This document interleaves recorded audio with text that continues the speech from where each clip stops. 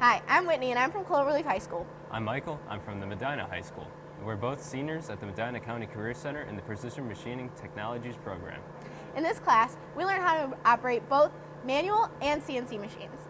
You can compete at an organization called Skills USA, and I competed and won gold at the regional level. I'll be moving on to states. And I'll be competing next month in manual machining. We also get certifications such as your 10-hour OSHA card and an NIM certification. This program led me to my very own internship at NASA. And I am currently working at SFS InTech. Medina County Career Center offers many advanced classes like one I'm in, CCP English.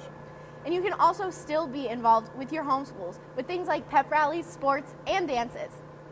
This program led me to go to college for mechanical engineering at the Akron University. And I'm planning on going to Stark State University for tool and die making in the fall. Hope to see you here next year. Bye!